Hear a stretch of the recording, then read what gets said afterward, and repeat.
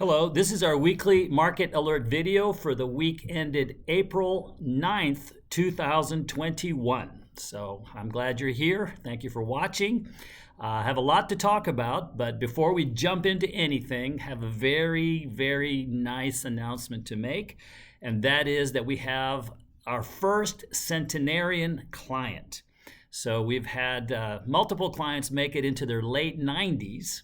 One, in fact, made it to 98 years old. I was sure she would make 100, but now we have our first 100-year-old client. So, Francis, happy birthday. From all of us in the RPOA Nation, we wish you all the best, and we wish you many more years to come. And I bet you have some fantastic stories to tell about what you've seen during your lifetime. So congratulations, wonderful, great. I hope that I can one day celebrate my 100th birthday as well. In fact, I look forward to it. So wonderful news. So let's talk about what's going on. One of the most important players in the markets, in the global economy, is the Federal Reserve of the United States.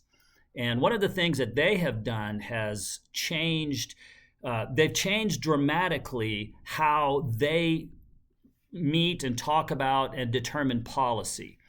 They used to be, for many years, outlook oriented, meaning that they would forecast, they would look at all their models, and they would say, this is what we think is going to happen with inflation, and this is what's going to happen with employment, and therefore we're going to now adopt a policy to either mitigate it or encourage it or whatever it may be. Well, they've abandoned that. Now they're saying we are no longer forecasting, we're no longer outlook, we're no longer any of that. What we are now is outcome oriented, meaning we're going to let the data guide us. We're going to want to see actual inflation before we act on anything, and we want to see actual employment before we act on anything. So they're not looking at trends, they want to see the real deal. This is important because our economy is a giant tanker. You don't turn it in a second. You have to start turning it way in advance of where you want to actually turn because it turns slowly. And so by definition, therefore, if they are going to wait until they see actual 2% inflation, which is their target, before they start raising interest rates, then what that means is that we're going to overshoot it. Because if we're sitting at 2% and now they start taking action to do something about it, well, guess what? It's going to keep going. And they said that's true. And we accept that. We are going to overshoot, and we accept that.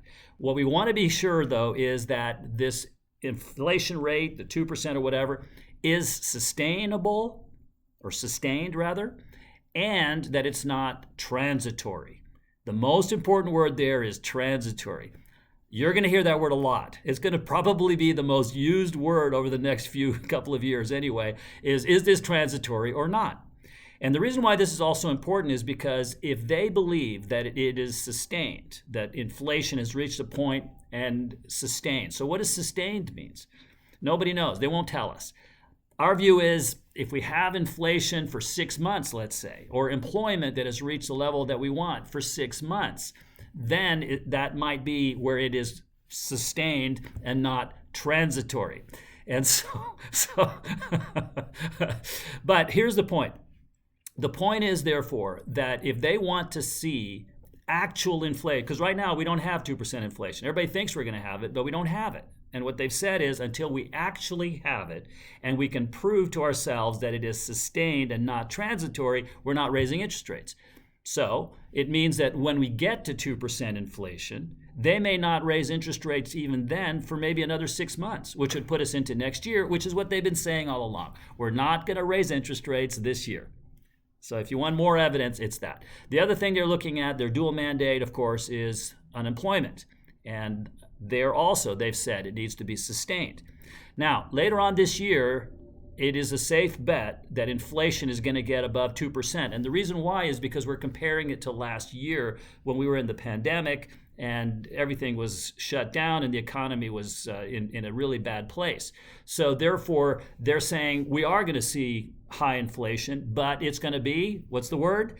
Transitory. We don't believe it's going to be real. It's going to settle down again. And therefore, even though we hit it, we're not going to do anything about it until it is sustained and not transitory. So what does that all mean?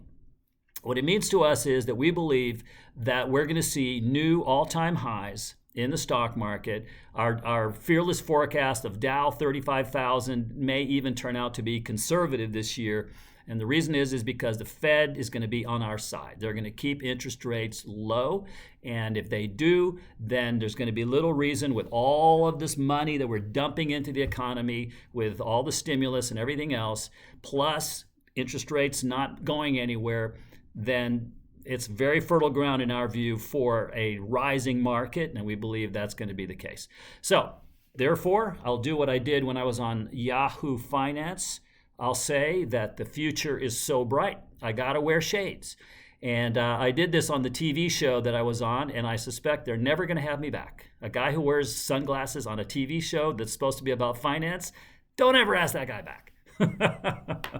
But anyway, now, of course, we could be wrong, and the whole thing could fall out of bed and have a big bad. We could have a huge bear market and a spike in interest rates, and all kinds of terrible things could happen, which is why we have our invest and protect strategy in place, ready to be used at any time should it be needed. So don't worry about this. Let us do the worrying for you. You enjoy your second childhood without parental supervision and have peace of mind. And our goal is to have your money last as long as you do. And we're going to be on it every day for you. Okay, so thanks for watching this video. And Francis, once again, happy 100th birthday, and many more to you. And we'll talk soon.